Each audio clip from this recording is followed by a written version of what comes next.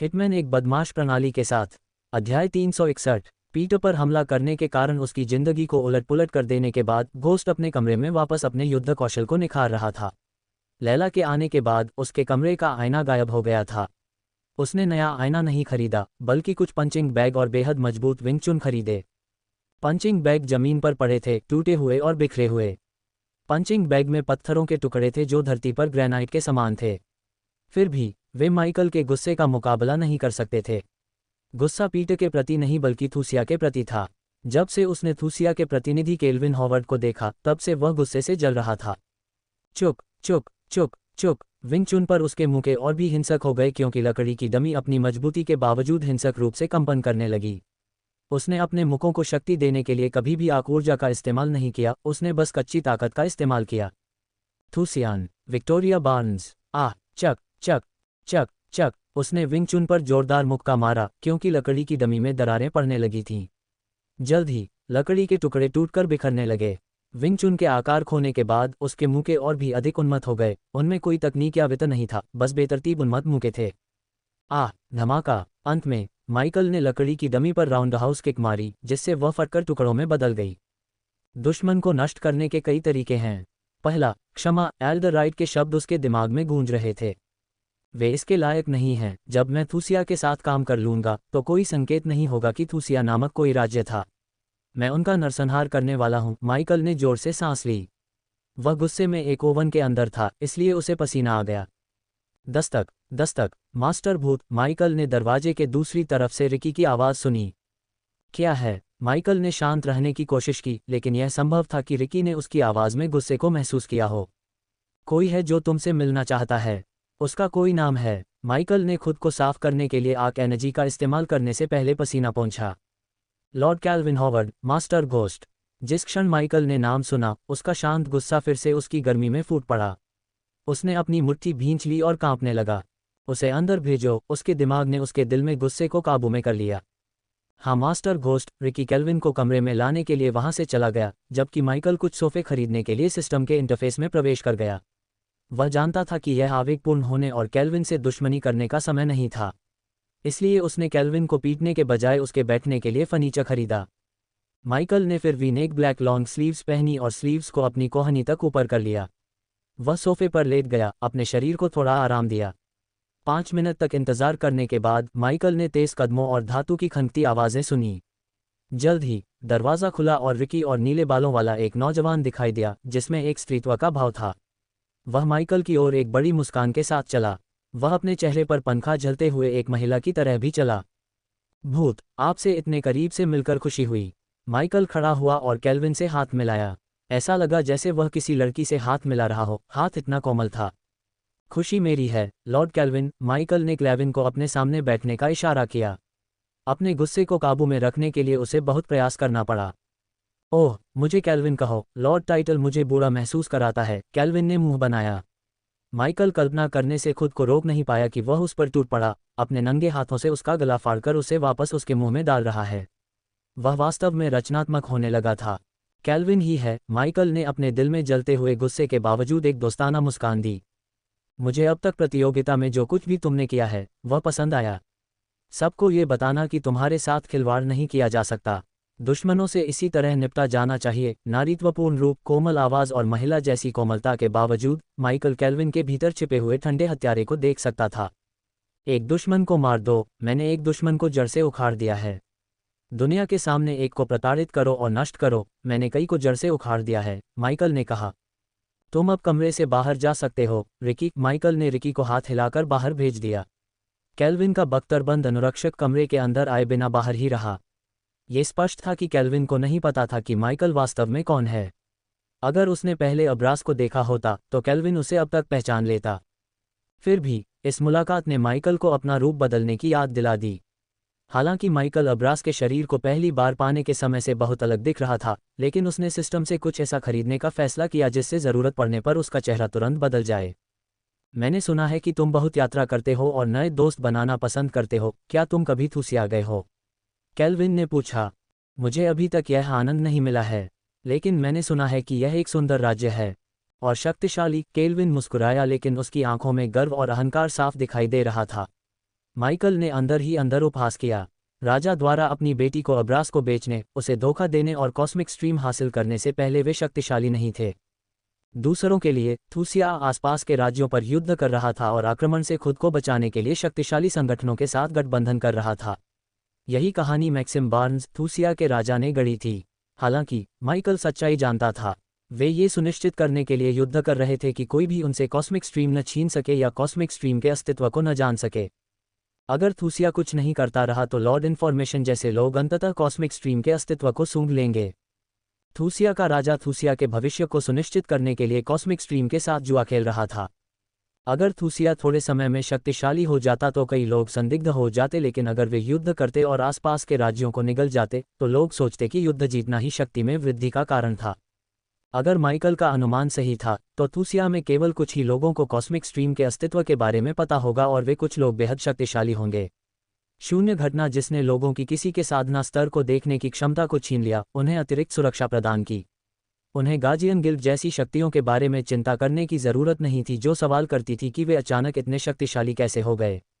मैं यहाँ थूसिया के प्रतिनिधि को देखकर वास्तव में आश्चर्यचकित हूँ केल्विन। मेरा मतलब है, चल रहे युद्ध आपके शेड्यूल को ठीक रख सकते हैं। माइकल ने अपने चेहरे पर अपनी सच्ची भावनाओं का एक टुकड़ा भी दिखाए बिना पूछा। ऐसा लग रहा था कि वह केल्विन को यहाँ देखकर वास्तव में आश्चर्यचकित है। यह एक गड़बड़ भरा काम है, लेकिन थूसिया युद्ध के भूखे राज्यों के सामने झुकने को तैयार नहीं है। वास्तव में हम सभी दिशाओं में युद्ध जीत रहे हैं। क्या ऐसा है? माइकल ने सिर हिलाया, ऐसा दिखावा करते हुए कि वह ये नहीं जानता। लॉर्ड इन्फॉर्मेशन से उसने जो किताब खरीदी थी उसमें कॉस्मिक स्ट्रीम के बारे में जानकारी नहीं थी, लेकिन इसमें दुनिया में अभी जो कुछ भी हो रहा है और प्रत्येक राज्य के बारे में अफवाहें थीं। केल्विन ने जो कहा उसके विपरीत थूसिया सिर्फ जीत नहीं रहा था, वे राज्यों को नष्ट कर रहे थे। अफवाहों के अनुसार थूसिया अपनी राजधानी को ओज महाद्वीप में स्थानांतरित करने और जल्द ही खुद को एक साम्राज्य के रूप में घोषित करने की सोच रहा था। युद्धों में हमारी जीत के बावजूद महामहिम मैक्सिम बार्न्स ने अपने अधीनस्थों को राज्य को और मजबूत करने का आदेश दिया है ताकि हम भविष्य में युद्धों के लिए कमजोर न हों। केल्विन ने घोस्ट के चेहरे पर प्रतिक्रिया देखने के लिए एक पल के लिए विराम लिया। घोस्ट को अभी भी जिज्ञासा से उसकी बात सुनते हुए देखने के बाद केल्विन ने आगे कहा, हमारी रणनीति का एक हिस्सा नई प्रतिभाएं प्राप्त करना और अपने राज्य को आत्मनिर्भर बनाना था। आत्मनिर्भर होने से क्या आपका मतलब अपने स्वयं के गिल्ड शुरू करना है? माइकल ने पढ़ा ओलिविया के पिता से थूसियास द्वारा अपना खुद का व्यापारी संघ शुरू करने के बारे में कुछ। इसे केल्विन के शब्दों से जोड़कर वह अनुमान लगा सकता था कि यह कहाँ जा रहा है। बिल्कुल, और इसीलिए मैं यहाँ हूँ। हम चाहते हैं कि आप टैग थूसियान अल्केमिस्ट गिल्ड के गिल्ड लीडर पद की पेशकश करें। इस बार माइकल की भौहें वास्तविक आश्चर्य में उठ गईं। उसने उम्मीद की थी कि केल्विन कुछ घटिया पद की पेशकश करेगा, लेकिन उसने कभी नहीं सोचा था कि वह गिल्ड लीडर का पद प्रदान करेगा। एक मकड़ी के जाले की तरह माइकल के दिमाग में बदला लेने की नई योजनाएं बन रही थीं। तुम्हारे जैसा आदमी गिल्ड का नेतृत्व करना चाहिए, न कि अपनी योग्यता साबित करने के लिए मूर्खतापूर्ण प्रतियोगिताओं में भाग लेना चाहिए। केल्विन ने अपनी आंखें घुमाईं। ये स्पष्ट था कि वह अल्केमिस्ट गिल्ड और उनके द्वारा आयोजित आगामी अल्केमिस्ट प्रतियोगिता के बारे में बात कर रहा था। माइकल को केल्विन को ये बताने की ज़रूरत नहीं थी कि उन पुराने अल्केमिस्टों ने जो किया वह असभ्य और अहंकारी था। उन्हें उसे प्रतियोगिता का जज बनने के लिए आमंत्रित करना चाहिए था, सिवाय इसके कि उन्होंने उसे प्रतियोगिता में भाग लेने के लिए आमंत्रित किया। चूंकि माइकल इस तथ्य को छिपा रहा था कि वह हेलोन में नंबर 1 अल्केमिस्ट है, इसलिए गैब्रियल उसे जज करने के बारे में सोच सकता था। लेकिन बाकी गिल्ड के बारे में क्या? उस अल्कमी गिल्ड में उसे जज करने वाला एक भी व्यक्ति नहीं था। मैं यह नहीं कह सकता कि मैं ललचाया नहीं हूं, लेकिन मुझे अपना निर्णय लेने से पहले इस बारे में और अधिक जानने की आवश्यकता है। माइकल ने पहले ही पद संभालने का फैसला कर लिया था, फिर भी वह ऐसा नहीं दिखाना चाहता था कि वह नौकरी लेने के लिए बहुत जल्दी कर रहा है। मैंने अपना शोध किया भूत, आप अपनी स्वतंत्रता को महत्व देते हैं और किसी स्थान से बंधे रहना पसंद नहीं करते। यही कारण है कि आपने गार्जियन को अस्वीकार कर दिया, है न? माइकल ने सिर हिलाया और केल्विन ने आगे कहा, हम अभी भी गिल्ड बनाने के पहले चरण में हैं। हम जहां भी गिल्ड बनाएंगे आपको 24 घंटे वहां रहने की आवश्यकता नहीं है। आप गिल्ड के नेता होंगे, केवल महत्वपूर्ण निर्णय लेने के लिए ही दिखाई देंगे। यदि आप चाहें तो दिन प्रतिदिन की गतिविधियों और छोटे मोटे मामलों का ध्यान बढ़ो और आपके सहायकों द्वारा रखा जाएगा। घोस्ट के चेहरे पर दिलचस्पी भरी नजर देखकर केल्विन ने अपने शुद्ध सफेद चमकते हुए दांत दिखाते हुए एक मुस्कान बिखेरी। यदि आप पद लेना चुनते हैं तो आपको हर्बल गार्डन में प्रवेश दिया जाएगा जिसे हम बनाने की योजना बना रहे हैं। प्रति माह 20 मिलियन सोने के सिक्के और दोस्ती और सुरक्षा के संकेत के रूप में थूसिया साम्राज्य का बैनर और कई अन्य लाभ। केल्विन घोस्ट की आंखों में प्रलोभन देख सकता था। Hook, line, sink. बहुत आसान है, केल्विन ने खुद से सोचा। कोई भी आधा दिमाग वाला व्यक्ति घोस्ट के चेहरे पर नजर देखकर समझ सकता था कि वह इस प्रस्ताव को स्वीकार कर लेगा। केल्विन थूसिया के लिए प्रतिभाएं हासिल करने में एक विशेषज्ञ था, इसलिए वह बता सकता था कि कोई व्यक्ति कब प्रस्ताव लेने के बारे में सोच रहा है। हालांकि उसे इस बात का बिल्कुल भी अंदाजा नहीं था कि यह कोई मछली नहीं थी जिसने उसके हुक को काटा था, बल्कि एक खूनी शार्क थी। सुरक्षित घर से निकलने के बाद गया और नोआह एरिक नामक एक युवा का पीछा कर रहे थे जो नोआह का एक साथी संरक्षक मित्र था। गया चुपचाप उन दोनों का पीछा कर रहा था क्योंकि एरिक को अग्नि क्षेत्र में स्थानों और मार्गों के बारे में नोआह और गया से ज्यादा जानकारी थी। संरक्षक एरिक, ऑस्कर और दूसरे लोग कहाँ हैं? बाहरी परिधि में उन्हें ढूंढना बहुत आसान है। मडॉक ने हमारे पिछले गढ़ पर कब्जा कर लिया है और मुझे लगता है कि वह ऑस्कर और लोगों को वहां रख रहा है। मैं तुम्हें चुपचाप वहां ले चलता हूं, एरिक ने कहा। हम इस ऑस्कर व्यक्ति की तलाश में अपना समय क्यों बर्बाद कर रहे हैं? गयाह ने एक अंधेरी गली में प्रवेश करने के बाद पूछा। मैं दोस्तों को पीछे नहीं छोड़ता, नोआह ने कहा। दोस्तों की बात करते हुए नोआह को एबेल के बारे में सोचना बंद नहीं हो सका। नेदर रियल्म के अंदर एबेल को लापता हुए लगभग 1 साल हो गया था। नोआह को लग रहा था कि एबेल जीवित नहीं है, फिर भी नोआह ने कभी भी खोज बंद नहीं की। वह अभी भी नेदर क्षेत्र में एक मिनी पोर्टल खोलने और एबेल की तलाश करने के बारे में शोध कर रहा था। अगर एबेल जीवित होता तो नूह उसे बचाना चाहता था, अगर नहीं तो वह एबेल के साथ क्या हुआ इसका जवाब चाहता था। बस जल्दी करो, गया ने आह भरी। वह नूह की आंखों में देखकर बता सकती थी कि उसे कोई नहीं रोक सकता। ये देखते हुए कि नूह के साथ 5 सिर वाले सांप को मारने की उसकी संभावना अधिक थी, वह अलग होने के बजाय उसके साथ रही। इससे भी बढ़कर उसे लग रहा था कि नूह कुछ महत्वपूर्ण छिपा रहा है और वह जानना चाहती थी कि वह क्या है। वे एरिक का पीछा करते हुए गढ़ की ओर भागने लगे। नरक में रात और दिन के बीच कोई स्पष्ट अंतर नहीं था क्योंकि वहां कोई सूरज या चांद नहीं था और आसमान पूरे दिन एक ही लाल रंग का था। यह एक निराशाजनक दृश्य था। इसके तुरंत बाद एरिक नूह और गया को एक जागीर में ले गया। जागीर बहुत बड़ी नहीं थी, लेकिन उसमें एक ऐतिहासिक भावना थी। मैनर में एक गुप्त कक्ष है और अगर मेरा अनुमान सही है तो उन्हें ऑस्कर को उस गुप्त कक्ष में रखना चाहिए। मुझे गुप्त कक्ष के पीछे एक प्रवेश द्वार पता है, हम सीधे वहां से प्रवेश कर सकते हैं। चलो मडॉक और उसके आदमियों को सतर्क न करें, चलो पहले अपने आदमियों को बाहर निकालें। अन्यथा एक बार जब हम लड़ाई में शामिल हो जाते हैं तो ऑस्कर और अन्य लोग संपार्श्विक बन सकते हैं, एरिक ने कहा। ऐसा लग रहा था कि एरिक गया की नज़र में किसी भी लड़ाई से बचना चाहता था। मनो के पीछे एक 7 फीट का जानवर जिसका शरीर कुत्ते का और सिर चील का था और जिसकी 2 लाल आंखें थीं, गुप्त कक्ष के प्रवेश द्वार के सामने लेटा हुआ था। ये लेवल 7 कोर फॉर्मेशन स्टेज पर था। इस राक्षस जानवर को मडॉक ने पकड़ लिया है, वह इसका इस्तेमाल दरवाजे की रखवाली के लिए कर रहा है, एरिक ने उन्हें कर्कश आवाज में बताया। तीनों एक चट्टान के पीछे खड़े हो गए और सुरक्षा का अंदाजा लगाने के लिए मनो के चारों ओर देखा। क्या तुम इसे यहाँ से शूट कर सकते हो? नूह ने गया से पूछा। वह 5 सिर वाले सांप का शिकार करने के लिए जाना चाहती थी, न कि कुछ बेतरतीब इंसानों की मदद करने के लिए। फिर भी चूंकि उसे सांप को हराने में उसकी मदद की जरूरत पड़ सकती थी, इसलिए उसने आह भरी और अपना धनुष निकाला।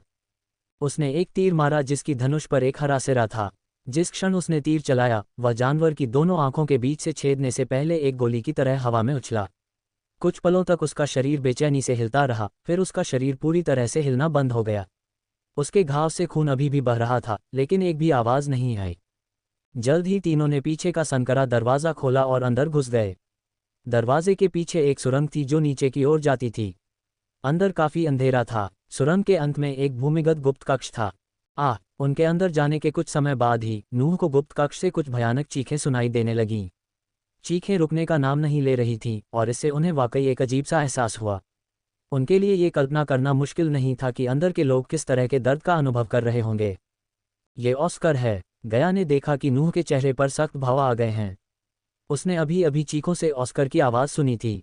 वह इसे और सहन नहीं कर सका और उसकी हत्या की मंशा उसके शरीर से बाहर निकल आई। अभी भूमिगत गुप्त कक्ष के अंदर यह एक बहुत बड़ा गुप्त कक्ष था और अभी क्रूर यातनाएं दी जा रही थीं। यह एक भयानक दृश्य था। गुप्त कक्ष के ठीक बीच में नग्न ऊपरी शरीर वाले 7 पुरुषों को कुछ लोहे के खंभों पर बांधा गया था। उनके शरीर खून से लथपथ थे, उनकी त्वचा फटी हुई थी और मांस फट गया था। हर जगह भयानक निशान देखे जा सकते थे और उनके भयानक घावों से खून बह रहा था।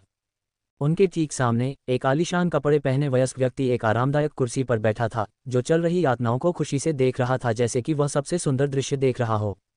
कमीने, अगर हिम्मत है तो अभी हमें मार डालो, अभी हमें मार डालो। 20 के दशक के मध्य में एक युवक दहाड़ता हुआ बोला। वह भयानक दहाड़ते हुए खून थूकता रहा। उसके शरीर पर सबसे ज्यादा घाव और निशान थे और उसकी दृष्टि धुंधली हो रही थी। जाहिर है, अपनी मजबूत मानसिकता और शरीर के साथ भी वह लंबे समय तक इतनी क्रूर यातना सहने के बाद बेहोश होने वाला था। यह आदमी ऑस्कर था। तुम चाहते हो कि मैं तुम्हें मार डालूं?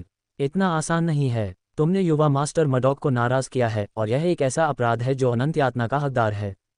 पुरुषों, मुझे कुछ और विस्फोटक दो, वयस्क व्यक्ति ने कहा। गुप्त कक्ष में मडॉक के 5 आदमी थे, लेकिन वे केवल कोर फॉर्मेशन स्तर 2 पर थे। जब उन्होंने उस आदमी की बातें सुनी तो उनके सभी चेहरों पर एक क्रूर मुस्कान उभर आई। उनमें से एक ने हथेली के आकार की एक ट्यूब निकाली, फिर वह ऑस्कर के पास गया और ट्यूब खोली। तुरंत उसमें से एक मैला भूरा सांप तैरकर बाहर आया। सांप ने तीखी गंध छोड़ी जिससे पता चला कि उसके पास एक घातक जहर है। ऑस्कर, यह एक सैंड रैटलर है। मुझे लगता है कि आपने इसके बारे में पहले भी सुना होगा। उस आदमी ने अपने चेहरे पर एक भयानक मुस्कान के साथ कहा। उसके बाद उसने जहरीले सांप को ऑस्कर के शरीर पर रख दिया। जब सांप ने खून की गंध ली तो वह तुरंत ऑस्कर के शरीर पर लगे घावों में से एक की ओर गया और उसके घाव में घुसने की पूरी कोशिश की। सबसे मजबूत आदमी भी इस तरह के दर्द को बर्दाश्त नहीं कर सकता। ऑस्कर ने तुरंत एक भयानक चीख निकाली। उसके शरीर से एक तीखी आवाज सुनाई दी और उसकी त्वचा तुरंत एक पन्ना रंग में बदल गई। जंग से आने वाला दर्द कुछ ऐसा था जिसकी कल्पना आम लोग नहीं कर सकते। उसी समय पूरे गुप्त कक्ष में एक बार फिर भयानक चीखें गूंजने लगीं। मैं इसे और नहीं सह सकता, किसी ने दर्दनाक चीख निकाली और उसके बाद पूरी तरह से चुप हो गया। सैंड रैटलर का घातक जहर ऐसा था जिसका कोई विरोध नहीं कर सकता था। इसके अलावा वे सभी गंभीर रूप से घायल थे। वे जो दर्द महसूस कर रहे थे वह बहुत ही भयानक था, अकल्पनीय। हा, कुर्सी पर बैठा आदमी एक शैतानी हंसी के साथ हंस पड़ा, मानो ये खौफनाक चीख इस दुनिया की सबसे खूबसूरत धुन हो। लोगों को प्रताड़ित करके उसे जो सुखद अनुभूति होती थी वह उसके विकृत दिमाग को संतुष्ट कर सकती थी, और उसने ये सब मडॉक से सीखा था। ठीक इसी समय गुप्त कक्ष में 3 आकृतियां प्रकट हुईं। जब नूह ने ऑस्कर की ओर देखा तो उसकी आंखों में क्रोध की ज्वालाएं फूट पड़ीं और वह अब अपने क्रोध को रोक नहीं पाया। तुम कौन हो? जब उस आदमी ने बिन बुलाए मेहमानों को देखा तो उसके चेहरे पर तुरंत ठंडक छा गई। वह आदमी जो एहसान चुकाने जा रहा है। नूह का शरीर डगमगाया और वह एक पल में उस आदमी के सामने पहुंच गया। उसने अपनी हथेली को उस आदमी के गले पर कस लिया, जिससे उस आदमी को ऐसा लगा जैसे कोई विशाल पहाड़ उसे दबा रहा है, जिससे वह ठीक से सांस भी नहीं ले पा रहा था। एरिक, इन सभी लोगों को पकड़ो, लेकिन उन्हें मत मारो, नूह ने आदेश दिया। समझ गया, एरिक ने जवाब दिया और तुरंत आगे की ओर भागा। 5 योद्धा एरिक के सामने कुछ नहीं थे, वे एक पल में जमीन पर दब गए। ऑस्कर, एरिक ऑस्कर के पास गया और जल्दी से उसके शरीर पर लगी लोहे की जंजीरों को तोड़ दिया, फिर उसने उसे नीचे उतारा। एरिक, तुम यहाँ क्या कर रहे हो? ऑस्कर बोलते बोलते खून उगल रहा था। उसकी जीवन शक्ति कमजोर होती जा रही थी। ऑस्कर, देखो, एरिक ने नूह की ओर उंगली दिखाते हुए कहा, यहाँ कौन है? नूह ने उस आदमी को जमीन पर फेंक दिया और वह जोरदार आवाज के साथ जमीन पर गिरा। नूह फिर ऑस्कर के पास गया। ऑस्कर, मैं तुम्हें बचाने आया हूँ, चलो तुम्हें कहीं सुरक्षित जगह पर ले चलते हैं दोस्त, नूह ने चेहरे पर मुस्कान के साथ कहा। नूह, ये वास्तव में तुम हो? खांसी। जब ऑस्कर ने देखा कि नूह उसे बचाने आया है तो उसके चेहरे पर एक खुशी का भाव उभर आया। लेकिन उसे नहीं पता था कि नूह हाईफायर रियल में क्यों आया था, या वह एरिक के साथ क्यों था। अभी मत बोलो, नूह ने अपनी हथेली ऑस्कर के शरीर पर रखी। अपनी कलाई के एक झटके से उसने अपनी हथेली के चारों ओर प्रकाश की किरण बनाई और ऑस्कर के शरीर में मौजूद सभी घातक जहर को चूस लिया। उसके बाद नूह ने दूसरों के साथ भी ऐसा ही किया। ये देखकर एरिक एक बार फिर दंग रह गया। यह एक घातक जहर था और नूह ने इसे अपने शरीर में अवशोषित कर लिया था, और फिर भी वह इससे प्रभावित नहीं हुआ। ये वाकई डरावना था। ऑस्कर ने एक और भयानक चीख मारी, फिर वह तुरंत बेहोश हो गया। जब कोई व्यक्ति किसी लंबी तनावपूर्ण स्थिति से मुक्त होता है तो वह तुरंत बेहोश हो जाता है। नूह, ऑस्कर की हालत वाकई गंभीर है, उसे एक चिकित्सक की जरूरत है, एरिक ने कहा। उसने बाकी लोगों पर नजर डाली, वे ऑस्कर से भी बदतर हालत में थे। गया को आश्चर्य हुआ कि मडॉक के लोगों ने उन्हें मारने के बजाय उन्हें क्यों प्रताड़ित किया। इससे वह उत्सुक हो गई। उन्होंने तुम्हारे और तुम्हारे आदमियों के साथ जो किया है उसकी सजा उन्हें भुगतनी पड़ेगी ऑस्कर। नूह, गया ने ऑस्कर को सुना जो जमीन पर लेटा हुआ था, मुश्किल से अपनी आंखें खोल रहा था। उसने नूह का नाम बोला। ऑस्कर ने अपना दाहिना हाथ नूह की ओर बढ़ाया क्योंकि गया ने ऑस्कर की बाह के अंदर एक छोटी सी चमक देखी। चाबी ले लो। गया ने ऑस्कर की बाह में 3 इंच की एक अस्पष्ट आकृति देखी, इससे पहले कि रोशनी नूह की बाह में चली जाए और गायब हो जाए। ऊर्जा की चाबी उसके शरीर में आने के बाद नूह ने अपने गुरु की आवाज़ अपने सिर में सुनी। इस चाबी के साथ हम बुजुर्गों को पुनर्जीवित करने के एक कदम और करीब आ गए हैं नूह। जब नोआ घायल ऑस्कर को अपने पैरों पर खड़ा होने में मदद कर रहा था, गया ने पदचाप सुनी। वह धीरे धीरे कमरे के अंधेरे कोने में चली गई, लड़ाई से बचने के लिए नहीं बल्कि ये देखने के लिए कि नोआ और क्या कर सकता है। तुम्हें पता नहीं तुमने क्या किया है। तुम मर चुके हो, एरिक द्वारा पकड़े गए कुछ लोगों ने बड़बड़ाया। एरिक ने जबड़े सहित कई हड्डियां तोड़कर उन पर हमला किया, इसलिए उन्हें बात करने में मुश्किल हो रही थी। तुम मेरे गढ़ में लोगों को मारकर बस मौत की तलाश कर रहे हो। धमाका। ठीक इसी समय दूर से एक जोरदार चीख सुनाई दी और कमरे का दरवाज़ा टूटकर टुकड़े टुकड़े हो गया। अगले ही पल दरवाजे से उठी धूल से एक आकृति उभरी। यातना कक्ष में कदम रखने वाला व्यक्ति 30 के दशक का एक आदमी था। उसका चेहरा पूर्णिमा की तरह अंडाकार था और 2 गोल आंखें थीं, जैसे किसी ने उसकी आंखों की जगह उसके सिर में अंडे डाल दिए हों। उसके शरीर पर खून से लाल रंग के कपड़े थे जो चलते समय जमीन को छू रहे थे। कोई उम्मीद कर सकता है कि इतनी क्रूरता करने में सक्षम व्यक्ति क्रूर भी लगेगा, लेकिन यह व्यक्ति फूल की तरह कोमल लग रहा था। हालांकि अंधेरे कोने में खड़ी गया उसकी आंखों में हत्या के इरादे देख सकती थी। आंखों को आत्मा की खिड़कियां कहा जाता है, वह उसकी रक्तरंजित आंखों से उसकी क्रूर आत्मा को देख सकती थी। युवा स्वामी। एरिक द्वारा पकड़े गए लोगों में से एक ने मडॉक को ऐसे देखा जैसे उसे अभी अभी अपना उद्धारकर्ता मिल गया हो। उनके चेहरे तुरंत चमक उठे। उन्होंने पहले भी मडॉक की ताकत देखी थी और वे जानते थे कि उसके सामने खड़ा युवक चाहे कितना भी शक्तिशाली क्यों न हो, वह मडॉक का मुकाबला नहीं कर सकता। आखिरकार मडॉक एक कोर फॉर्मेशन लेवल 8 साधक था, जबकि नूह अभी कोर फॉर्मेशन लेवल 2 पर था। मडॉक ने मुड़कर देखा, जगह जगह बिखरी लाशों को देखा। उसके कई अधीनस्थों से अभी भी खून बह रहा था। एक पल में उसकी आंखों में क्रोध भर गया। तुमने ये सब किया। मडॉक ने गुस्से से नूह को देखा। नूह ने मडॉक के सवाल का जवाब नहीं दिया। इसके बजाय नूह ने उसे मुट्ठी बांधकर घूरा। तो तुम मडॉक हो? नूह ने मडॉक पर एक जांच भरी नज़र डालते हुए पूछा। युवा मालिक, ये लोग संरक्षक हैं। उन्होंने हम पर कायरों की तरह घात लगाया। ऑस्कर को प्रताड़ित करने वाले व्यक्ति का नाम काय था। उसके चेहरे पर एक भयभीत भाव था और वह खुद को अपनी घबराहट की स्थिति से बाहर नहीं निकाल पा रहा था। वह ये नहीं कह सकता था कि उसे और उसके आदमियों को 2 युवाओं ने कुछ सेकंड में पीटा था। मैं तुम कमज़ोरों से बाद में निपट लूंगा। मेरे पास यातना देने और मारने के लिए ये 2 संरक्षक हैं। मडॉक ने ठंडी सांस ली। हेल सिटी में पुरुषों के एक समूह को विकसित करना आसान नहीं था। इन सभी लोगों ने उसके प्रति वफादारी की प्रतिज्ञा की थी और उसके आदेश के तहत काम किया था। वह हमेशा उन्हें अग्नि क्षेत्र की गहराई में राक्षसों का शिकार करने के लिए भेजता था और वह उनकी फसल का एक हिस्सा प्राप्त करने में सक्षम होता था। इसे इस तरह से कहें, जब तक उसके पास उसके लिए काम करने वाले लोगों का एक समूह था, वह खुद कुछ भी किए बिना अच्छी संपत्ति और लाभ का आनंद लेने में सक्षम होगा। अग्नि क्षेत्र में राक्षस कोर मुद्रा थे। जितने अधिक लोग उसके लिए काम करते थे, उतने ही अधिक राक्षस कोर उसे मिलते थे। उसने वर्षों में राक्षस कोर की एक बड़ी मात्रा जमा की, इसलिए वह अग्नि क्षेत्र में एक शानदार जीवन जी रहा था। यही कारण था कि उसने कभी भी अग्नि क्षेत्र नहीं छोड़ा, जबकि उसके पास इस जगह को छोड़ने का हर मौका था। अब उसके सभी लोग इतने कम समय में घायल हो गए थे और अभिभावकों द्वारा पकड़े गए थे। यह अग्नि क्षेत्र में उसके जीवन के साथ खिलवाड़ करने से अलग नहीं था। इसलिए मडॉक को नाराज होने का पूरा अधिकार था। मडॉक अरागोथ का एक प्रतिभाशाली व्यक्ति जो एक सरदार बन गया, उसका करियर काफ़ी बदल गया। लेकिन बहुत बुरा हुआ, तुमने किसी ऐसे व्यक्ति को नाराज़ किया जिसे तुम्हें नहीं करना चाहिए था। तुमने मेरे दोस्त को चोट पहुंचाई, तुमने एक अभिभावक के साथ खिलवाड़ किया। आज मैं अपने दोस्त को न्याय दिलाऊंगा और यही कारण है कि मैं इस गढ़ में सभी को अभिभावक गिल्ड की सबसे गहरी काल कोठरी में फेंकना चाहता हूं, सिवाय तुम्हारे। नूह धीरे धीरे आगे बढ़ा और उसकी आंखें मडॉक पर टिकी रहीं। तुम्हें अपने जीवन के अंत तक अभिभावक के साथ खिलवाड़ करने का पछतावा रहेगा। नूह ने अपने दिल में ठंडे हत्यारे इरादे को छिपाए बिना कहा। गया अंधेरे कोने से दृश्य को देख रहा था। इस क्षण तक मडॉक को कमरे में उसके अस्तित्व के बारे में पता नहीं था। जहां तक उसका सवाल था, उसके पास निपटने के लिए केवल 2 संरक्षक थे। ऐसा मत सोचो कि मुझे नहीं पता कि वह यहाँ क्यों है। एक बार जब मैं उसके साथ अपनी जानकारी बेच दूंगा तो मैं हर जगह बहुत अमीर हो जाऊंगा।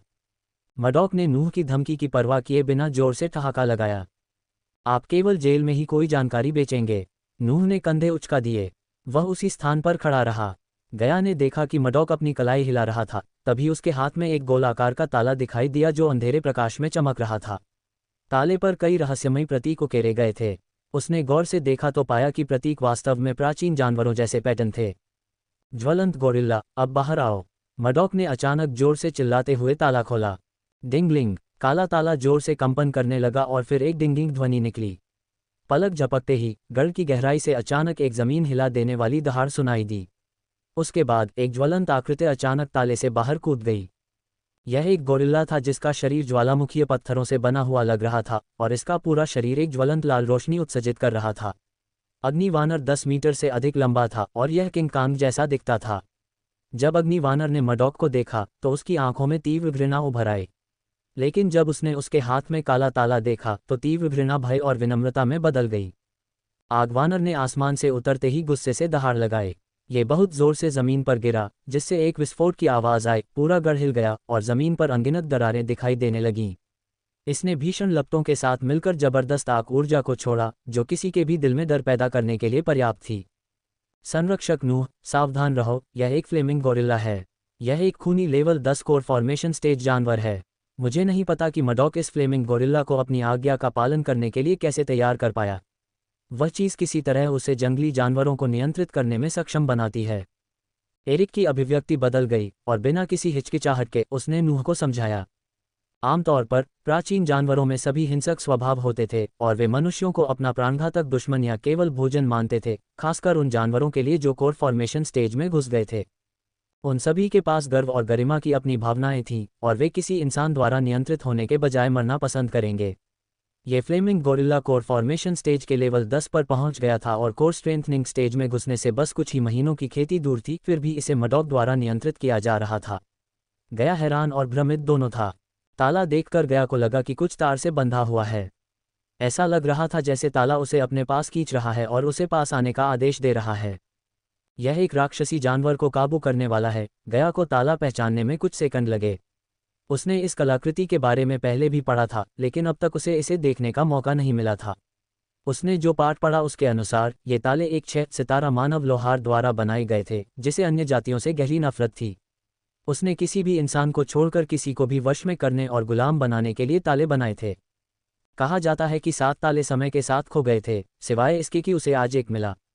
मडॉक ने मुस्कुराते हुए राक्षसी जानवर को काबू करने वाले को अपने हाथ में उठाया और उसे फ्लेमिंग गोरिल्ला की ओर लहराया। फिर उसने आदेश दिया, फ्लेमिंग गोरिल्ला, मेरे लिए इस आदमी को मार डालो। मडॉक ने नूह की ओर इशारा किया। दहाड़, फ्लेमिंग गोरिल्ला गुस्से में था और उसकी आंखों से आग की लपटें निकल रही थीं।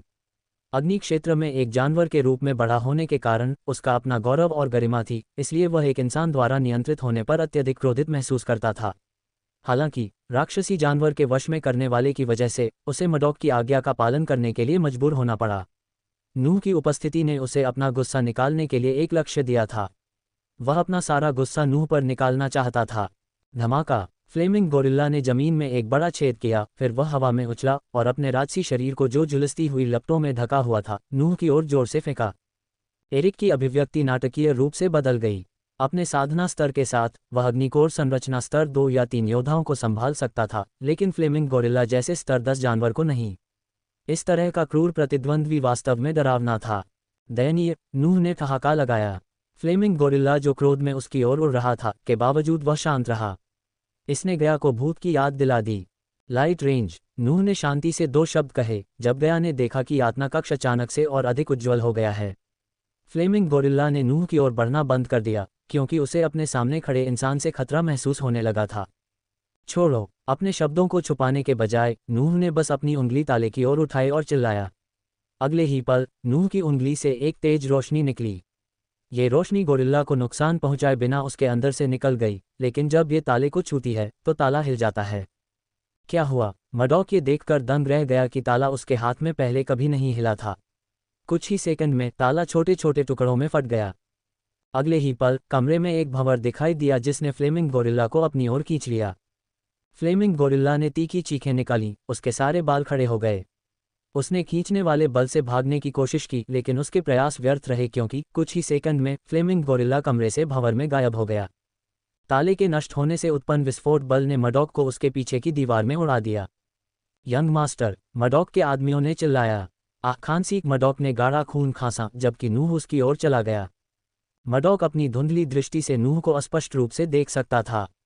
उसने खड़े होने की कोशिश की लेकिन अंदरूनी घावों के कारण वह ऐसा करने में विफल रहा। गया ने नूह को मडॉक के सिर पर हाथ रखते हुए देखा। ब्रेक, अगर घोस्ट यहाँ होता तो वह अब तक मडॉक को मार चुका होता। गया को ये बात पता थी। हालांकि नूह को मडॉक को मारने में कोई दिलचस्पी नहीं थी। उसने बस अपना हाथ मडॉक के सिर पर रखा और पलक झपकते ही एक चमकदार रोशनी ने मडॉक को घेर लिया। मडॉक की साधना का स्तर धीरे धीरे कम होता देख गया कि आंखें चौंककर चौड़ी हो गईं। कुछ ही मिनटों में मडॉक एक आम आदमी बनकर चरमरा गया। उसने उसे अपंग बना दिया, गया ने चौंककर कहा, क्योंकि यह सामान्य अपंगता जैसा नहीं लग रहा था, बल्कि ऐसा लग रहा था कि उसने मडॉक की साधना करने या आग ऊर्जा का उपयोग करने की क्षमता को पूरी तरह से बंद कर दिया था। जब कमेंटेटर और वीआईपी मेहमान अपनी सीटों पर वापस लौटे तो आसमान रंग बिरंगी आतिशबाजी से सजा हुआ था। उन्होंने आसमान को इस तरह रंगा जैसे कि हर आतिशबाजी किसी मास्टर आर्टिस्ट की हो। आतिशबाजी ड्रैगन, पक्षी, शेर, नाचते हुए आदमी और आखिर में घोस्ट नाम जैसे कई तरह के आकार में फूट पड़ी। जब उन्होंने देखा कि घोस्ट नाम उनके ऊपर पूरे आसमान पर छा गया है तो सनराइज संप्रदाय के मंडप में जयकारे गूंज उठे। नाइटमेयर सीधे हवा में उड़ गया और अपने लाल ड्रैगन की सांस से सुनहरे शब्दों को सजा दिया। आतिशबाजी का आयोजन घोस्ट या उसके किसी जानने वाले ने नहीं किया था। इसके विपरीत इसका आयोजन उन लोगों ने किया था जिन्हें वह कभी नहीं जानता था, व्यापारी और टूर्नामेंट समिति। लैला आसमान की ओर देख रही थी और उसकी खूबसूरती से गड़ी गई भूरी आंखों में रोशनी की चमक झलक रही थी।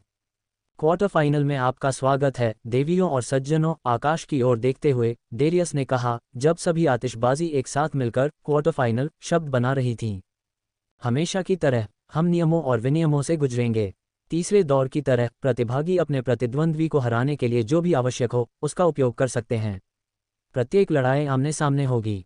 जज और मेहमान लड़ाई को इस आधार पर स्कोर करेंगे कि लड़ाई कितनी देर तक चली, लड़ाई कैसे समाप्त हुई, जैसे कि यह नॉकआउट या आत्मसमर्पण था, और 5 विजेताओं को उनके कुल स्कोर के अनुसार रैंक किया जाएगा। सबसे कम स्कोर वाला बाहर हो जाएगा और पहले 4 सेमीफाइनल में जाएंगे। चूंकि मिस सेलिना व्यक्तिगत कारणों से टूर्नामेंट से हट गई हैं, इसलिए हम 9 में से एक यादृच्छिक प्रतिभागी का चयन करेंगे और उसे सीधे सेमीफाइनल में भेज देंगे, इशिहारा ने कहा। आम लोगों ने खबर सुनकर आह भरी लेकिन कुलीन लोग हैरान नहीं हुए। उन्हें उम्मीद थी कि सेलिना टूर्नामेंट छोड़ देंगी। हर कोई जानता था कि यह उसकी पसंद नहीं होगी, बल्कि उसके परिवार ने उसे घोस्ट का सामना करने के बजाय प्रतियोगिता से हटने के लिए मजबूर किया और उसे मार दिया गया या इससे भी बुरा हुआ। हालांकि सेलिना के पास घोस्ट का सामना करने के 5 में से केवल एक ही मौके थे, लेकिन उसका परिवार जोखिम नहीं लेना चाहता था। जल्द ही विशाल दर्पण ने सभी 9 प्रतिभागियों की आकृतियां प्रसारित की, क्योंकि प्रत्येक आकृति के पास एक रंगीन सिक्का था। उदाहरण के लिए एंड्रूज के पास सोने का सिक्का था जबकि पॉल ओस्वेन के पास नीला सिक्का था। 9 प्रतिभागियों को 9 सिक्के दिए गए। जब दर्पणों ने माइकल की आकृति प्रसारित की तो पूरे क्षेत्र में एक बार फिर से जोरदार जयकारे गूंज उठे। संयोग से या जानबूझकर उसे एक काला सिक्का दिया गया। भीड़ की उत्साहित निगाहों के सामने युद्ध के मंच से 9 चमकीले गोले उभरे। कुछ ही सेकंड में चमकीली रोशनी फीकी पड़ गई और हथेली के आकार के सिक्के दिखने लगे। जेम्स हॉल ने कहा, उनकी रॉयल हाइनेस कैथरीन भाग्यशाली प्रतिभागी को चुनेंगी जो क्वार्टर फाइनल में प्रतिस्पर्धा किए बिना सेमीफाइनल में जाएगा। वह एलिमिनेशन से भी सुरक्षित रहेगा। जब सिक्के एक घेरे में तैर रहे थे तो एक समन्वयक अपने हाथ में लकड़ी का बक्सा लेकर सिक्कों के सामने उतरा। उसने एक एक करके सिक्के उठाए और उन्हें लकड़ी के बक्से में डाल दिया। समन्वयक फिर मंच की ओर उड़ गया जहां राजकुमारी राजा और अन्य वीआईपी के साथ बैठी थी। इशिहारा ने पूछा, आपको क्या लगता है कि भाग्यशाली मौका किसे मिलेगा? ये किस्मत है इशिहारा, हम किस्मत का अनुमान नहीं लगा सकते, जेम्स हॉल ने कहा जबकि समन्वयक राजकुमारी की ओर उड़ रहा था। कुछ लोग इसे किस्मत कहेंगे, कुछ इसे नियति कहेंगे, डेरियस ने अपनी कर्कश आवाज में कहा। अखाड़े में सन्नाटा था क्योंकि वे लकड़ी के बक्से पर बहुत अधिक ध्यान केंद्रित कर रहे थे। वे देखना चाहते थे कि कौन भाग्यशाली है। कई लोगों ने प्रार्थना की कि राजकुमारी काला सिक्का न ले जाए। वे घोस्ट को लड़ते हुए देखना चाहते थे। कई युवा मास्टर्स के विपरीत वे जानते थे कि वे घोस्ट को अक्सर लड़ते हुए नहीं देख सकते। इस टूर्नामेंट तक कई लोगों को ये भी नहीं पता था कि वह लड़ सकता है। वह एलोन में सबसे कम विवादास्पद प्रतिभाशाली व्यक्ति था जो अपने काम से काम रखना पसंद करता था और कम दुश्मन बनाता था। कृपया एंड्रूज बनो, कृपया एंड्रूज बनो, इमेल्डा ने देवताओं से प्रार्थना की जबकि डायना ने उसका बेटा बनने की प्रार्थना की। वह नहीं चाहती थी कि एंड्रूज घोस्ट के साथ एक ही मंच पर आए। उसे आखिरी चीज जो चाहिए थी वह ये थी कि उसका बेटा अपने चचेरे भाई को मार डाले।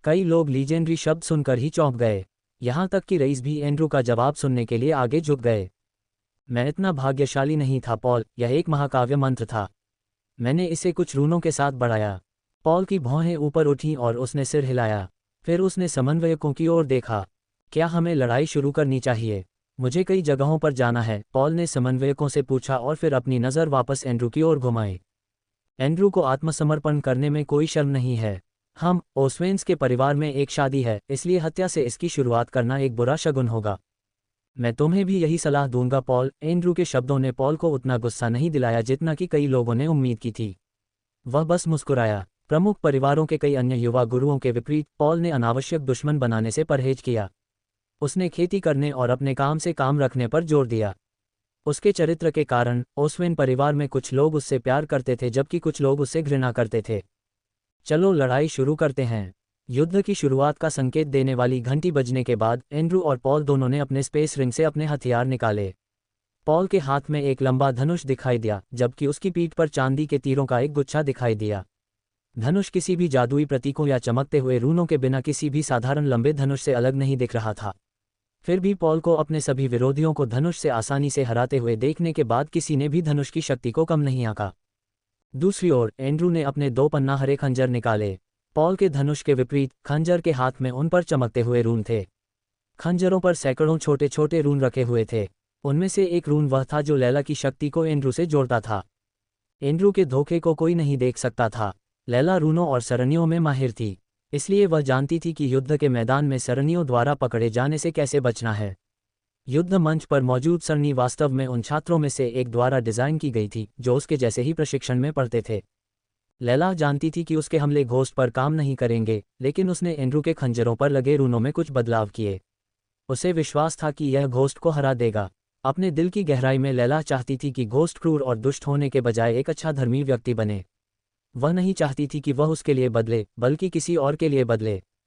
उसे बदलने का पहला कदम उसे सच्चे प्यार की शक्ति को समझाना था। हालांकि एंड्रू के पास उसकी शक्ति थी, लेकिन वह जानती थी कि दृढ़ इच्छाशक्ति के बिना उसका दिमाग और शरीर सचमुच फट जाएगा। ये प्यार ही था जिसने एंड्रू को जीवित रखा। युद्ध मंच पर पॉल ने एंड्रू पर फायर करने के लिए धनुष की डोरी में एक चांदी का तीर मारा। उसने कोई जादू नहीं किया, लेकिन बस एंड्रू की प्रतिक्रिया, समय और गति का परीक्षण करना चाहता था। Ice shield. एंड्रू ने तुरंत एक जादू किया जिससे उसके सामने बर्फ की एक दीवार बन गई। तीर बर्फ की ढाल में कुछ इंच तक घुस गया, लेकिन ढाल को तोड़ नहीं सका। Sonic arrow. एंड्रू को आक्रामक मंत्र दिए बिना पॉल ने एक और तीर चलाया। इस बार जब तीर धनुष से निकला तो उसने एंड्रू की ओर हवा में उड़ते हुए एक धमाकेदार ध्वनि उत्पन्न की। एंड्रू तुरंत बर्फ की ढाल की सुरक्षा से बाहर कूद गया। जिस क्षण ध्वनि तीर ने बर्फ की ढाल को छुआ, ढाल टुकड़ों में फट गई। जमीन पर गिरने के बजाय तीर बूमरैंग की तरह पॉल के हाथ में वापस चला गया। उसने एंड्रू पर फिर से तीर चलाया। Ice shield. शील्ड मंत्र को जल्दी से डाला जा सकता था, इसलिए एंड्रू ने तीर से खुद को बचाने के लिए फिर से मंत्र चलाया। चूंकि एंड्रू के पास लैला की शक्ति थी, इसलिए ढाल ने पॉल के तीर को ढाल में घुसने से रोक दिया और एंड्रू को घायल कर दिया। आइस शील्ड मंच से 7 फीट ऊपर उठ गई।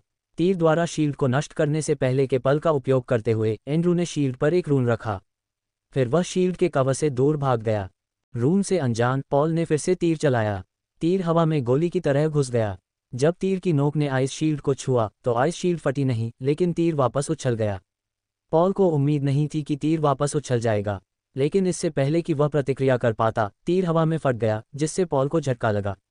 रून को आक्रमण की शक्ति का एक हिस्सा हमलावर को वापस भेजना था। चूंकि एंड्रू के पास लैला की शक्ति थी, इसलिए रून ने लगभग 100% शक्ति पॉल को वापस कर दी। ऐसा लगा जैसे पॉल ने खुद को ध्वनि के तीर से मारा हो। पॉल को शॉक वेव ने पीछे धकेल दिया क्योंकि एंड्रू ने उनके बीच की दूरी को कम करने के लिए पॉल पर हमला किया। चूंकि पॉल एक तीरंदाज था, इसलिए एंड्रू जानता था कि पॉल के करीब जाना उसे नुकसानदेह स्थिति में डाल देगा। पॉल की ओर भागते समय एंड्रू ने हवा में प्रतीक बनाई क्योंकि भीड़ ने युद्ध के चरण में गायब होने से पहले हवा में सुनहरे रून दिखाई दिए। जब पीटर ने घोस्ट से लड़ाई की तो उन्होंने इसी तरह के रून देखे। कई लोगों को संदेह था कि पॉल घोस्ट की तरह रून को तोड़ सकता है। एंड्रू को अपनी ओर भागते हुए देखकर पॉल ने तुरंत अपने तरकश से दूसरा तीर निकालने की कोशिश की, लेकिन वह बहुत देर हो चुकी थी क्योंकि एंड्रू हवा में उछल गया। गेट्स ऑफ वल्लाह। चिपक जाओ। बीच हवा में एंड्रू ने चिल्लाते हुए दोनों खंजरों को एक साथ मारा। अचानक पॉल को अपने ऊपर बहुत ज्यादा दबाव महसूस हुआ, जैसे कि उसे किसी अदृश्य पहाड़ ने कुचल दिया हो। आर्क खांसी खांसी पॉल को खून आ गया क्योंकि दबाव कई गुना बढ़ गया था। इस बिंदु पर एंड्रू लगभग अपनी पूरी ताकत से उस पर गिर पड़ा। पॉल ने अपने शरीर को हिलाने की कोशिश की लेकिन वह बिल्कुल भी हिल नहीं सका। इस बीच बिस्तर पर लेटे हुए माइकल 55 इंच के शीशे में लड़ाई देख रहे थे। उन्हें ऐसा लग रहा था जैसे वे धरती पर वापस टीवी देख रहे हों। तो लैला किसी तरह अपनी शक्ति बढ़ा रही है। दिलचस्प है, माइकल ने हंसते हुए कहा। लैला को कम मत आंकिए। सिस्टम ऊर्जा पैटर्न में कुछ बदलावों को महसूस कर सकता है। हालांकि ये ऊर्जा पैटर्न आपको मार नहीं सकते, फिर भी ये आपको नुकसान पहुंचा सकते हैं, सिस्टम ने माइकल को सूचित किया। मुझे पूरा यकीन है कि आप मुझे प्रतिरक्षित कर सकते हैं, निश्चित रूप से एक कीमत के लिए। लेकिन क्या आप चाहते हैं कि सिस्टम आपको प्रतिरक्षित करे? आप धोखा देना चाहते हैं? क्या एंड्रू अभी धोखा नहीं दे रहा है? अगर लैला नहीं होती तो एंड्रू यहाँ नहीं होता। इसके अलावा मेरे पास लैला की कुटिलता और छोटी मोटी झगड़ों से निपटने से ज़्यादा चिंता करने वाली चीज़ें हैं। माइकल ने थूसिया के बारे में और जानने के लिए लॉर्ड इन्फॉर्मेशन की किताब के पन्ने पलटे। क्या आप गिल्ड लीडर का पद लेने के बारे में सोच रहे हैं? सिस्टम हमेशा की तुलना में ज़्यादा बातूनी था। माइकल थूसिया के खिलाफ बदला लेने की योजना बनाने में इतना व्यस्त था कि उसे सिस्टम की बातूनी प्रकृति पर ध्यान नहीं दिया। सोच नहीं रहा, मैंने पहले ही गिल्ड लीडर का पद लेने का फैसला कर लिया है। क्या तुम्हें अब्रास का बदला नहीं लेना चाहिए जैसा कि तुमने उससे वादा किया था? ओह, तो क्यों ना हम कल थूसिया जाएं, राजकुमारी और उसके शाही परिवार से कहें कि वे घुटने टेक दें और मुझे उन्हें मारने दें, उसने व्यंग्यात्मक रूप से कहा। बहुत व्यंग्यात्मक। कोई बात नहीं। इस पुस्तक के अनुसार वे पहले से ही इतने शक्तिशाली हैं कि कुछ ही हफ्तों में ब्रेडिया और एलोन के किसी भी राज्य को मिटा सकते हैं। वे कमीने अपनी असली शक्ति को छिपाने के लिए युद्ध को खींच रहे हैं। थूसिया के बारे में सोचते ही उसका खून खौल उठा। वह स्पष्ट रूप से देख सकता था कि राजकुमारी उसके दिल में खंजर घुसा रही है जिसका ख्याल रखने का उसने वादा किया था। अब्रास ने राजकुमारी को अपना दिल दिया और उसने उसमें खंजर घुसा दिया। फिर भी माइकल को नहीं पता था कि अब्रास उसकी आत्मा का एक और टुकड़ा था। मैं उनके संसाधनों का उपयोग करके खुद को मजबूत बना सकता हूं और उनकी नाक के नीचे अपना बदला लेने की योजना बना सकता हूं।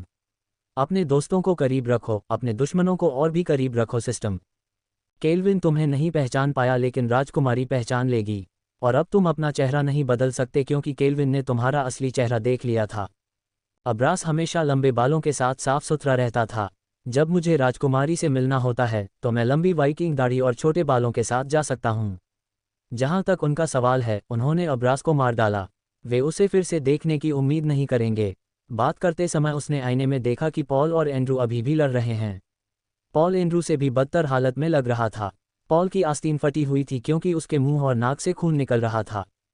उनके पास कॉस्मिक स्ट्रीम होस्ट है। जितना ज़्यादा समय आप बर्बाद करेंगे वे उतने ही मजबूत होते जाएंगे, सिस्टम ने माइकल को चेतावनी दी। फिर मैं और मजबूत हो जाऊंगा। अगर मैं उस कुतिया और उसके परिवार को मारना चाहता तो अब तक मार चुका होता। मैं उन्हें नहीं मारना चाहता, उनके लिए मौत दया है। आप क्या करने की योजना बना रहे हैं? अपने गुस्से में माइकल सिस्टम की आवाज़ में डर को नोटिस करने में विफल रहा। मैं राजकुमारी और उनके सभी प्रियजनों को नरक का अनुभव कराऊंगा। मुझे लोगों को प्रताड़ित करना पसंद नहीं है, लेकिन मैं उनके लिए एक अपवाद बनाऊंगा। मैं इसके हर पल का आनंद लूंगा। जो कोई भी मेरे रास्ते में खड़ा होगा वह मर जाएगा। थूसिया जल जाएगा। उसके बोलते ही पूरा कमरा अंधेरा हो गया। सिस्टम ने देखा कि उसकी ताकत धीरे धीरे बढ़ रही है। इस दुनिया में कई साधक हर दिन बुरे काम कर रहे हैं, लेकिन संरक्षकों ने मुझे बुराई के प्रकटीकरण डार्क लॉर्ड की तरह चित्रित किया। मैं अभिभावकों को दिखाऊंगा कि मैं वास्तव में क्या करने में सक्षम हूं। माइकल बिस्तर से उठकर आईने की ओर चला गया। भगवान थूशियन पर दया करें, क्योंकि मैं नहीं करूंगा। इसी क्षण एक सुनसान पहाड़ पर एक बड़ा पेड़ देखा जा सकता था। बड़ा पेड़ पहाड़ के ऊपर अकेला खड़ा था। कोई पेड़ से बंधा हुआ एक व्यक्ति देख सकता था। वह व्यक्ति पेड़ के साथ ही विलीन हो गया था। व्यक्ति का चेहरा पतंगों, कीचड़ और खून से लथपथ था। उसकी दाढ़ी भूरे रंग की थी और बाल झबरा थे। उसके शरीर पर ऐसे निशान थे जैसे उसे किसी ने हजारों बार काटा हो। मेरा भगवान यहाँ है, व्यक्ति एलोन महाद्वीप की दिशा में देखकर मुस्कुराया। माइकल के कमरे में वापस आकर वह आईने को देख रहा था जबकि एंड्रू पॉल के बगल में खड़ा था और उसने पॉल के गले पर अपने खंजर रखे हुए थे। मैं आत्मसमर्पण करता हूँ, माइकल ने पॉल को ये शब्द कहते सुना। भीड़ जयकारे लगाने लगी क्योंकि एंड्रू थकावट के कारण जमीन पर गिर पड़ा। विशाल दर्पणों में माइकल ने एमेल्डा को खुशी से ताली बजाते हुए देखा, जिसके चेहरे पर खुशी के आंसू बह रहे थे। फिर उसने देखा कि भीड़ इस टूर्नामेंट के अंडरडॉग एंड्रू के लिए जितना हो सके उतनी जोर से जयकार कर रही थी। यहाँ तक कि क्लेयर और सनराइज संप्रदाय के बुजुर्ग भी अपना समर्थन दिखाने के लिए ताली बजा रहे थे, बिना इस बात का अंदाजा लगाए कि एंड्रू ने पॉल को कैसे हराया। डिंग डिंग डिंग। अचानक समन्वयक एंड्रू और पॉल को मंच से जाने में मदद करने से पहले 3 तेज घंटियों की आवाज़ें अखाड़े में गूंज उठीं। युद्ध के मंच का दृश्य तुरंत दर्पण में वीआईपी मंच में बदल गया। उन्होंने देखा कि राजा ब्रेडिया अपने चेहरे पर मुस्कान के साथ खड़े थे। कृपया, उसने अपना हाथ उठाया और भीड़ तुरंत चुप हो गई। मुझे एक घोषणा करनी है। कोर फॉर्मेशन चैंपियनशिप के विजेता को ब्रैडफोर्ड बैरोनी के साथ बैरन की उपाधि से पुरस्कृत किया जाएगा। एस्टन जैसे लोगों के लिए यह कोई आश्चर्यजनक खबर नहीं थी, लेकिन आम लोगों के लिए यह एक अलग कहानी थी। अखाड़े में कई लोगों की सांस फूलने की आवाज़ें सुनी जा सकती थीं। राजा कुछ पल चुप रहे और फिर बोले, और मेरी बेटी राजकुमारी कैथरीन का विवाह हिटमैन एक बदमाश प्रणाली के साथ। अध्याय 366। इस बादल भरी सुबह में नीले रंग के धब्बे बढ़ रहे थे, एक ऐसा रंग जो एक ही समय में नर्म और चमकीला था। हालांकि बादलों की चादर के नीचे एक ग्रे रंग था जो स्टील में गहरा हो गया था। अग्रणी किनारा एक चमकदार सफ़ेद था, जैसे कि यह किसी भी जिज्ञासु आंख के लिए तैयार एक नई किताब के पन्ने थे। इसलिए इस दिन जो बारिश या धूप ला सकता था, वीआईपी मेहमानों और कमेंटेटरों को छोड़कर अखाड़े में कोई भी अपनी सीटों पर नहीं रहा।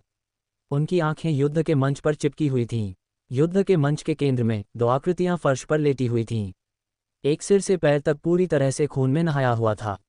दूसरा दूसरे से अलग नहीं था, सिवाय इसके कि वह युद्ध के मंच पर एक घुटने पर बैठा था।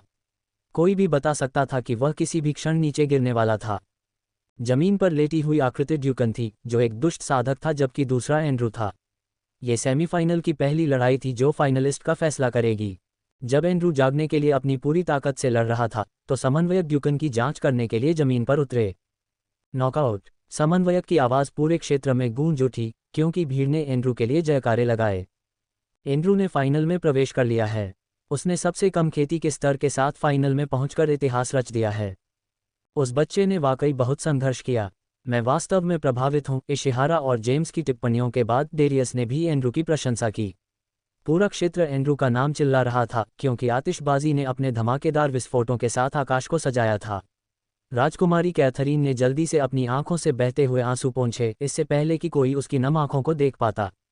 Andrew, Andrew, Andrew, Andrew, Andrew, Andrew, Andrew, Andrew. भीड़ एंड्रू का नाम जपती रही। आश्चर्यजनक रूप से उनके जयकारों ने एंड्रू को जमीन पर गिरने के बजाय स्थिर रहने की थोड़ी शक्ति दी। एंड्रू और डुकन के बीच मुकाबला लगभग 1.5 घंटे तक चला। यद्यपि एंड्रू के पास लैला की शक्ति थी, लेकिन डुकन ने रणनीतिक रूप से लड़ाई लड़ी, जिससे एंड्रू के लिए उसे हराना मुश्किल हो गया। एंड्रू कोर फॉर्मेशन लेवल 2 रनमास्टर था, जबकि ड्यूकन लेवल 6 कोर फॉर्मेशन योद्धा था। कई लोगों ने सोचा कि यह मैच एंड्रू की यात्रा का अंत था, क्योंकि उनके बीच शक्ति का अंतर बहुत अधिक था। हालांकि एंड्रू ने सभी को गलत साबित कर दिया और ड्यूकन को हरा दिया। एंड्रू ड्यूकन को हराते हुए लगभग मर गया। एंड्रू ने हमें साबित कर दिया है कि इच्छाशक्ति खेती के स्तर के अंतर को दूर कर सकती है। भले ही एंड्रू टूर्नामेंट नहीं जीत पाया हो, लेकिन उसका नाम आने वाले वर्षों तक याद रखा जाएगा। जेम्स हॉल ने एंड्रू की प्रशंसा की। वह कई साधकों के लिए प्रेरणा बनेगा। उसकी यात्रा दूसरों को दिखाएगी कि इच्छाशक्ति और साहस के साथ खेती के अंतर को दूर किया जा सकता है। इशिहारा ने एंड्रू की प्रशंसा में जेम्स हॉल का साथ दिया। विंस्टन को उस समय एंड्रू पर बहुत गर्व महसूस हुआ। पहले तो वे सभी उस पर शक करते थे और उसे टूर्नामेंट में प्रतिस्पर्धा करने से रोकने की भी कोशिश करते थे। फिर भी नूह ने एंड्रू का समर्थन किया और अपना समर्थन दिया। यहाँ तक कि एंड्रू की मां नतालिया भी नहीं चाहती थी कि एंड्रू भाग ले, क्योंकि उसे डर था कि कहीं वह चोटिल न हो जाए। नतालिया तीनों हंट बहनों में सबसे कोमल थी।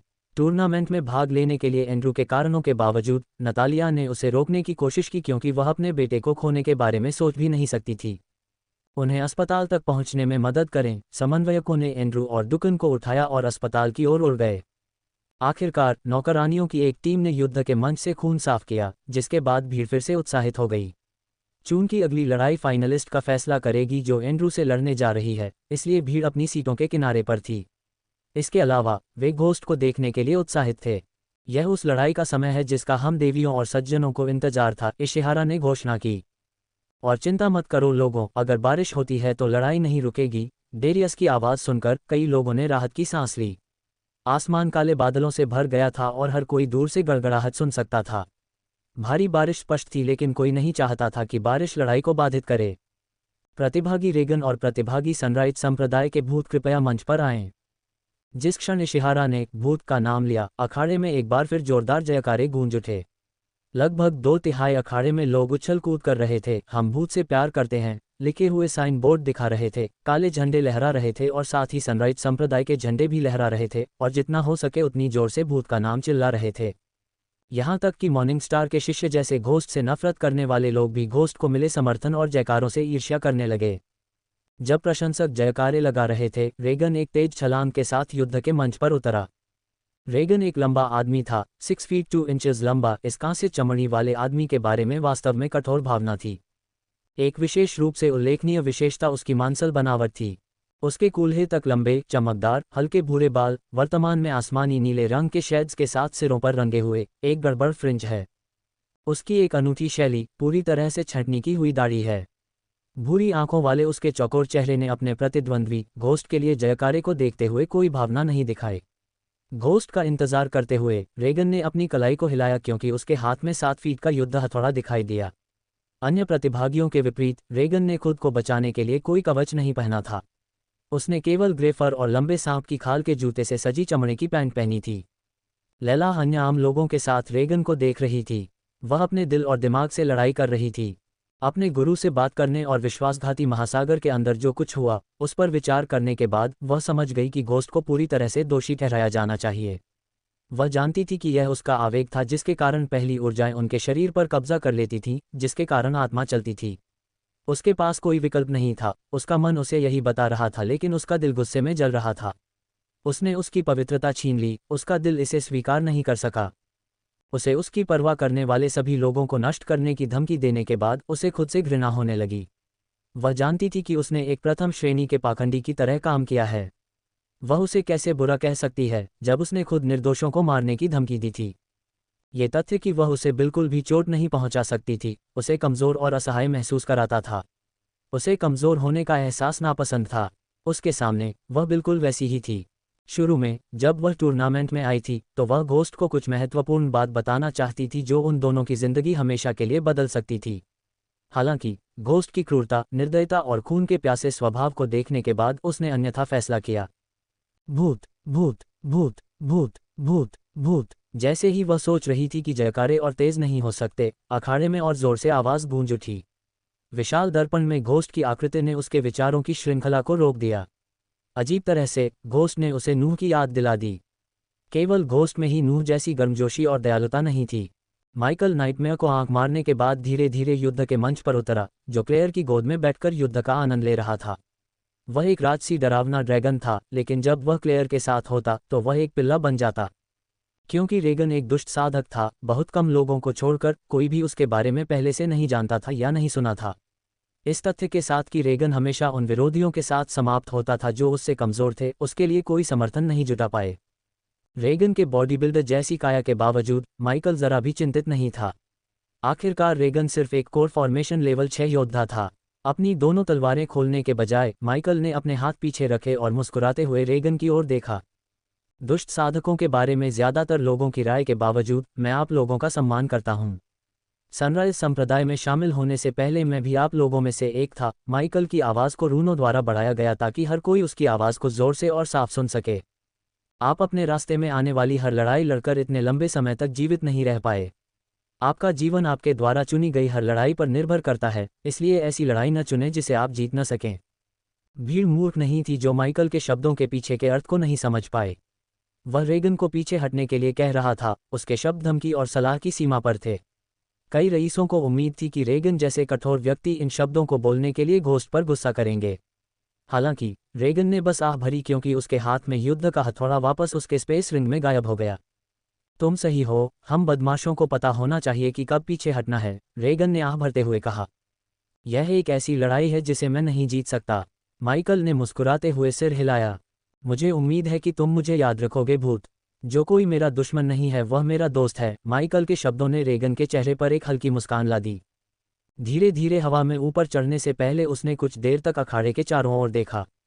मुझे उम्मीद है कि हम फिर मिलेंगे भूत, रेगन ने हवा में तैरते हुए कहा। फिर उसने अपने आसपास के समन्वयकों को देखा। मैं हार मान गया, रेगन ने मैदान से दूर जाने से पहले कहा। रेगन को इस तरह हारते देख लोग दंग रह गए। उसने घोस्ट के साथ कुछ घूंसे मारने से पहले ही हार मान ली। कई लोगों ने सोचा कि उसने जो किया वह शर्मनाक और कायरतापूर्ण था। दोस्तों, अभी क्या हुआ? इशिहारा की भौहें तन गईं। तुम क्या सोचते हो? रेगन ने लड़ाई हार मान ली। जब भीड़ घोस्ट को अवाक होकर देख रही थी, तब समन्वयक आपस में बड़बड़ा रहे थे। घोस्ट के समर्थक भी इस बात पर यकीन नहीं कर पा रहे थे कि अभी क्या हुआ। वे शब्दों की नहीं, बल्कि घूंसे मारने की उम्मीद कर रहे थे। घोस्ट जीत गया, समन्वयकों ने घोषणा की। भीड़ को फिर से जयकारे लगाने के लिए मुंह खोलने में कुछ पल लगे। वे दंग रह गए। टिप्पणीकारों की यह घोषणा सुनकर कैथरीन का दिल धड़क उठा कि घोस्ट फाइनल में पहुंच गया है। जब भीड़ ने आखिरकार जयकार करना शुरू किया, तो घोस्ट पहले ही लड़ाई के मंच से जा चुका था। यह उनके जीवन का सबसे छोटा सेमीफाइनल था। घोस्ट अभी आया, रेगन से कुछ शब्द कहे और उसे युद्ध से बाहर कर दिया। एंड्रू के विपरीत, जिसने अपना लगभग सारा खून बहा दिया, घोस्ट ने बिना पसीना बहाए ही फाइनल में प्रवेश कर लिया था। मुझे उम्मीद है कि तुम्हें लेडी घोस्ट कहलाने में कोई आपत्ति नहीं होगी, कैथी, किंग ब्रेडिया कैथरीन के कानों के पास झुके और हंसते हुए कहा। घोस्ट और वीगन के बीच सेमीफाइनल राउंड के बाद कमेंटेटरों ने बॉडी स्ट्रेंथनिंग स्टेज कल्टिवेटर्स के फाइनल से पहले 6 घंटे के ब्रेक की घोषणा की। फाइनल में सबरीना का सामना विक्टोरिया से हुआ। सबरीना ने विक्टोरिया को पछाड़ने और उसे हराने से पहले 1 घंटे तक अंतिम लड़ाई चली। लड़कियों के बीच की लड़ाई ने सभी को अपनी सीटों पर बांधे रखा। यहाँ तक कि एश्टन, जो टूर्नामेंट में बहुत दिलचस्पी नहीं रखती थी, ने भी बिना पलक झपकाए लड़ाई देखी। कई लोगों को उम्मीद थी कि चैंपियनशिप जीतने के बाद सबरीना भाषण देंगी, जबकि आम लोग सोच रहे थे कि इनाम क्या होगा। हालांकि सबरीना ने भीड़ को सिर्फ धन्यवाद कहा और लड़ाई के मंच से चली गईं। होली ट्राइडेंट अकादमी द्वारा उसे दी गई पेगासी गाड़ी लेकर सबरीना उस जगह की ओर उड़ी जहां एंड्रू रह रहा था। जब वह उस मनों में पहुंची जहां एंड्रू रह रहा था, तब सूरज लगभग क्षितिज में गायब हो चुका था। यंग मिस, जब उसकी गाड़ी उतरी तो दरवाजे की रखवाली कर रहे बाहर खड़े कुछ गार्ड गाड़ी का दरवाजा खोलने के लिए आए। वे अपना सम्मान दिखाने के लिए आगे झुके। एंड्रू अंदर है? हाँ, युवा मिस। सबरीना गार्ड की देखरेख में गाड़ी छोड़कर अपने चचेरे भाई से मिलने के लिए अंदर चली गई। पहले तो सबरीना ने सोचा कि चैंपियनशिप टूर्नामेंट जीतने से उसे खुशी होगी या कम से कम कुछ तो होगा, लेकिन ऐसा नहीं हुआ। हालांकि उसने विक्टोरिया के साथ लगभग 1 घंटे तक लड़ाई की, लेकिन उसने अपनी पूरी ताकत का इस्तेमाल नहीं किया। अगर उसने एलिया को हरा दिया होता तो उसे पता था कि उसे अलग महसूस होता। हालांकि सबरीना उस समय अपने चचेरे भाई की हालत के अलावा किसी और चीज़ के बारे में नहीं सोच पा रही थी। वह जल्दी से घर के अंदर चली गई। मनों में प्रवेश करते हुए वह सीधे हॉल में चली गई जहां उसने एंड्रू को देखा, जिसके चारों ओर कई लोग खड़े थे। उसे उम्मीद थी कि एंड्रू अपने कमरे में आराम कर रहा होगा। इसके बजाय उसने उसे लोगों से घिरा हुआ पाया। एंड्रू सोफे पर आराम कर रहा था, जबकि एमेल्डा ने अपना हाथ उसके कंधे पर रखा हुआ था। वह उसे सांत्वना दे रही थी। सबरीना ने अपनी माँ, चाची एमेल्डा, हॉल के एक कोने में खड़ी एक हुड वाली व्यक्ति एलिसिया और नॉर्विन को देखा। सभी एमेल्डा सबरीना को हॉल में प्रवेश करते देखकर आश्चर्यचकित थी। एंड्रू सहित सभी की निगाहें सबरीना पर टिकी थीं। तुम जीत गए, डायना ने पूछा, जैसे कि उसे पहले से ही जवाब पता हो। एंड्रू की ओर जाने से पहले सबरीना ने सिर हिलाया। क्या तुम्हें अभी अपनी जीत का जश्न नहीं मनाना चाहिए सभी? एंड्रू ने हमेशा की तरह अपने चेहरे पर एक सौम्य मुस्कान के साथ पूछा। उसने अपनी चिंताओं को मुस्कान के साथ छिपाने की कोशिश की, लेकिन सबरीना उसके दिखावे को समझ गई। मुझे पता है एंड्रू, तुम क्यों चिंतित हो। एंड्रू ने अपनी भौहें उठाईं और सबरीना मुस्कुराए। पिताजी मुझसे रहस्य छिपाने में बहुत अच्छे नहीं हैं एंड्रू। क्या तुम्हें यह नहीं पता? मुझे पता है, एंड्रू ने हंसते हुए आह भरी। तुम्हारा भाई एली कैसा है? सबरीना ने एलिसिया से पूछा। एलिसिया चुप रही। हीलर्स ने कहा कि वे केवल शारीरिक घावों को ठीक कर सकते हैं, मानसिक घावों को नहीं, एलिसिया के बजाय नॉर्विन ने उत्तर दिया।